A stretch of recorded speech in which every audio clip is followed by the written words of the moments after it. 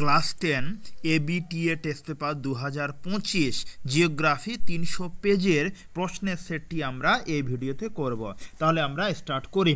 Number 1, আরোহণ হলো প্রক্রিয়ার সঙ্গে যুক্ত নয় এমন ভূমিরূপ হলো, অ্যান্সার হবে গিরিখাত ও সার্ক। 2 নাম্বার, 2 এর উত্তর তোমরা সবাই লিখবে খ। 3 এর অপশন হলো খ। 4 এর হবে গ, নিয়ত বায়ু। নাম্বার 5 এর হবে ক। নাম্বার 6 এর হবে গ, 6 এর কত বললাম গ। নাম্বার এবার 7 এর উত্তর করবে ক। 8 এর হলো গ। 9 এর খ। 10 এর ক হবে। 11 নাম্বার গ হবে।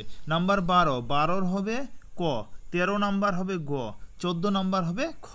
এবার কি লেখা আছে, নিম্নলিখিত বাক্যগুলি শুদ্ধ হলে পাশে সু এবং অশুদ্ধ হলে ও লেখো। যে কোনো 6টি প্রশ্নের উত্তর দাও। তারা প্রথম, জলপ্রপাতের পাদদেশে মন্থকূপ সৃষ্টি হয়, এটি সত্য না মিথ্যা, মানে শুদ্ধ অশুদ্ধ, অ্যান্সার হবে শুদ্ধ। এবার 2 নাম্বার প্রশ্ন, আমি টেস্ট পেপার থেকে পাশে টেস্ট পেপার রেখেছি, ওখান থেকে পড়ছি আর উত্তরগুলো ভিডিওতে বলছি। কি আছে 2, যে হিমবাহ উপত্যকা বা হিমদ্রোণী ইউ আকৃতির হয়, এটা হলো কি শুদ্ধ।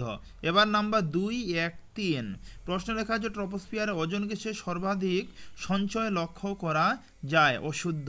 2, 1, 4 পাঞ্জাব সমভূমি পঞ্চনদ দ্বারা গঠিত, শুদ্ধ। 2, 1, 5 তেজস্ক্রিয় বর্জ্য হলো জৈব বর্জ্য বিশ্লেষণ, অশুদ্ধ। নাম্বার এবার 6 পটসল মাটি পার্বত্য অঞ্চলে দেখা যায়, শুদ্ধ। 2, 1, 7 বিমান চিত্র এক প্রকার দূর সংবেদন প্রক্রিয়া, শুদ্ধ। এবার আমরা শূন্য স্থান করব। 2, 2, 1 প্রথম কি আছে, মরু অঞ্চলে শুষ্ক নদী খাত ড্যাশ নামে পরিচিত, অ্যান্সার হবে ওয়াদি হবে। ওডি না ওয়াদি হবে, ওয়াদি নামে পরিচিত। এটা ওডি লিখবে না, ওয়াদি লিখবে। তারপর ড্যাশ বেলায় সমুদ্র বায়ু প্রবাহিত হয়, দুপুর বেলায়। 2, 2, 3 ড্যাশ তিথিতে জোয়ার দুর্বল হয়, শুক্ল তিথিতে জোয়ার দুর্বল হয়। এবার আমরা 4, 2, 2, 4 পরমাণু চুল্লি থেকে ড্যাশ বর্জ্য নির্গত হয়, তেজস্ক্রিয় বর্জ্য। 2, 2, 5 ভারতের বৃহত্তম ম্যানগ্রোভ অরণ্য হলো ড্যাশ, অ্যান্সার হবে কি সুন্দরবন। এবার 2, 2, 6 চা শিল্প হলো একটি ড্যাশ সম্পদ ভিত্তিক শিল্প, কৃষি সম্পদ। নাম্বার হলো 2, 2, 7 ড্যাশ দেশের মহাকাশ গবেষণা সংস্থা হলো নাসা, মার্কিন যুক্তরাষ্ট্র। এবার আমরা 2, 3, 1 প্রশ্নের সমাধান করব। যেটা প্রশ্ন দেওয়া আছে, যে কোনো একটি ও দুটি শব্দে উত্তর দাও। প্রথম প্রশ্ন, হিমবাহ উপত্যকা সমুদ্র জলে ডুবে গেলে তাকে কি বলে, ফিয়র্ড বলা হয়। নাম্বার 2, 3, 2 ইনসেলবার্জ ভূমিরূপ পরিবর্তনে কোন পর্যায় নির্দেশ করে, কোন পর্যায়, পেট্রোলজি পর্যায়ে নির্দেশ করে। নাম্বার 3 মেসোস্ফিয়ারের শেষ সীমা কি নামে পরিচিত, মেসোপজ নামে পরিচিত। 2, 3, 4 একটি প্রধান গ্রিনহাউস গ্যাসের নাম কার্বন ডাই অক্সাইড।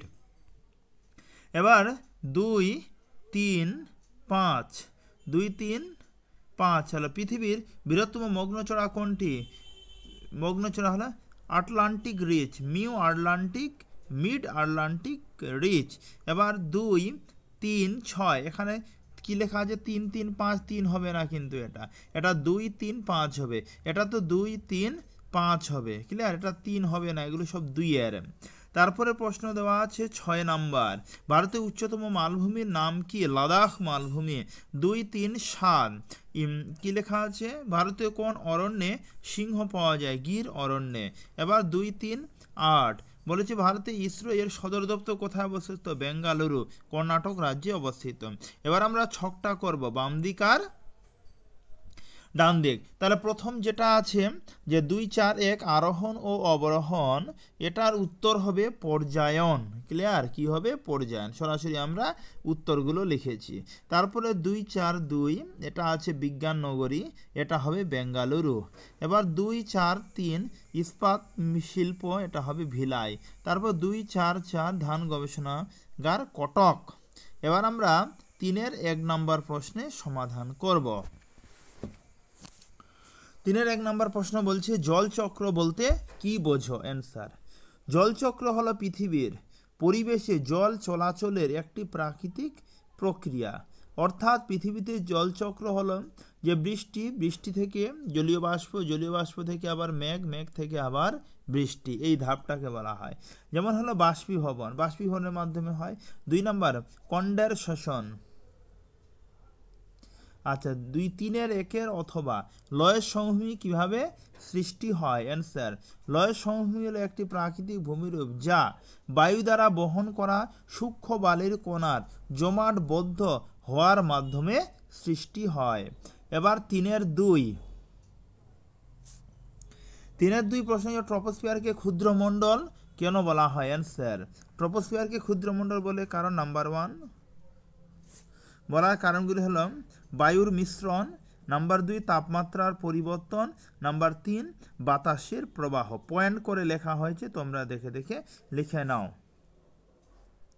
আচ্ছা, এবার হলো 3-2 অথবা জেট বায়ু কাকে বলে? জেট বায়ু হলো অত্যন্ত শক্তিশালী দ্রুত গতিতে চলা বাতাসের প্রবাহ, যা পৃথিবীর বায়ুমণ্ডলে উচ্চ স্তরে সাধারণত ট্রপোস্ফিয়ারের উপরের দিকে এবং স্ট্র্যাটোস্ফিয়ার নিচে অবস্থান করে। এবার আমরা 3 নাম্বার 3 প্রশ্ন লেখা আছে, বর্জ্য ব্যবস্থাপনা বলতে কি বোঝো? অ্যান্সার, বর্জ্য ব্যবস্থাপনা বলতে বর্জ্যপাতের ফলে সৃষ্টি বিপদ বা ক্ষতি থেকে মানুষের জীবন ও সম্পত্তি রক্ষা করার জন্য বিভিন্ন ধরনের প্রস্তুতি এবং পদক্ষেপ গ্রহণকে বোঝায়। বর্জ্যপাত একটি প্রাকৃতিক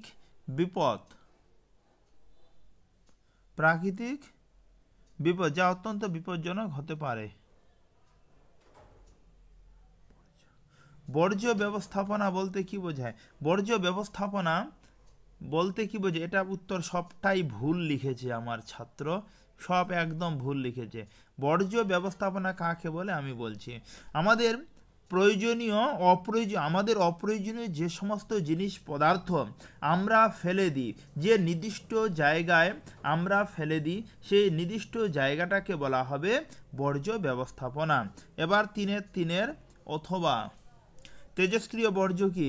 তেজস্ক্রিয় বর্জ্য হলো সেই ধরনের বর্জ্য যা তেজস্ক্রিয় উপাদান বা পদার্থ ধারণ করে এবং এগুলি বিপজ্জনক তেজস্ক্রিয়তা উৎপন্ন করে।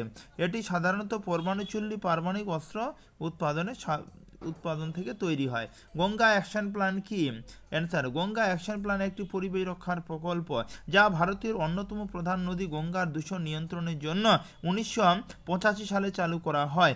এই প্রকল্পটি ভারতের তৎকালীন প্রধানমন্ত্রী রাজীব গান্ধীর উদ্যোগে শুরু হয়। এবার 3-4 অথবা টিকা লেখো, মৌসুমী বিস্ফোরণ। মৌসুমী বিস্ফোরণ বলতে বর্ষাকালে হঠাৎ ভারী বৃষ্টিপাতের ঘটনা বোঝানো হয়। এটি সাধারণত মৌসুমী বায়ুর শক্তিশালী প্রবাহের ফলে ঘটে। এবার আমরা 5 নম্বর প্রশ্ন করব, রেলপথকে ভারতের জীবনরেখা বলা হয় কেন? অ্যান্সার, ভারতের রেলপথকে জীবনরেখা বলা হয় কারণ নাম্বার 1 অর্থনৈতিক বিকাশ। রেলপথ দেশের বিভিন্ন প্রান্তের মধ্যে মালামাল এবং পণ্য পরিবহনে গুরুত্বপূর্ণ ভূমিকা পালন করে। নাম্বার 2 যোগাযোগের মাধ্যম। রেলপথ দেশের প্রত্যন্ত অঞ্চল, শহর, গ্রাম, শিল্পাঞ্চল এবং শহরের মধ্যে দ্রুত এবং সাশ্রয়ী যোগাযোগের ব্যবস্থাপনা প্রদান করে। এবার আমরা 3-5 অথবা প্রশ্নের সমাধান করব। কি লেখা আছে? শূন্য জনসংখ্যা বৃদ্ধি কি? অ্যান্সার, শূন্য জনসংখ্যা বৃদ্ধি এমন একটি পরিস্থিতি যেখানে কোনো এলাকার জনসংখ্যা বৃদ্ধি পায় না। বর্জন ও মৃত্যু হারের সমতা, জন্মগ্রহণ হবে, এটা জন্ম হবে, বর্জন হবে না। জন্ম ও মৃত্যু হারের সমতা, জনসংখ্যা বৃদ্ধি না পেতে জন্মহার ও মৃত্যুহার একই স্তরে থাকতে হয়। আবার বলছি, এটা কিন্তু জন্মহার হবে, এটা বানান ভুল আছে, জন্মহার ও মৃত্যুহারের সমতা হবে। 2 নাম্বার হলো নিয়ন্ত্রণ। পয়েন্ট করে আলোচনা করা হয়েছে যে এটি সাধারণত জন্ম নিরোধক ব্যবস্থা, পরিকল্পিত পরিবার এবং স্বাস্থ্যসেবায় উন্নতির মাধ্যমে অর্জিত হয়। এবার আমরা 6 নাম্বার করব, ভূবৈচিত্র্যসূচক মানচিত্রে 2টি ব্যবহার উল্লেখ করো। অ্যান্সার, ভূবৈচিত্র্যসূচক মানচিত্রে একটি মানচিত্র যা কোনো অঞ্চলে জীববৈচিত্র্যের পরিমাণ ও বৈচিত্র্যের স্তরকে চিহ্নিত করে। যেমন প্রাকৃতিক সংরক্ষণ পরিকল্পনা, 2 নম্বর হবে প্রাকৃতিক সম্পদ ব্যবস্থাপনা। এবার অথবা সেন্সর কি, 3-এর 6-এর অথবা, কিন্তু এটা নাম্বারটা কেটে গেছে ছবি তোলার সময়, 3-এর 6-এর অথবা সেন্সর কি, সেন্সর একটি যন্ত্র বা ডিভাইস যা পরিবেশ থেকে নির্দিষ্ট ধরনের তথ্য বা সংকেত সংগ্রহ করে এবং সেটি একটি আউটপুট বা সিগন্যাল রূপান্তরিত হয়। সাধারণত সেন্সরগুলি বিভিন্ন ধরনের শারীরিক বা রাসায়নিক পরিবর্তন, যেমন তাপমাত্রা, আর্দ্রতা, চাপ, আলো, গ্যাস ইত্যাদি। তাহলে আমরা এই ভিডিওতে আলোচনা করলাম মাধ্যমিক এবিটিএ টেস্ট পেপার 2025-এর 300 পেজের প্রশ্নের সেটটি। তাহলে কথা হবে এর পরের ভিডিওতে।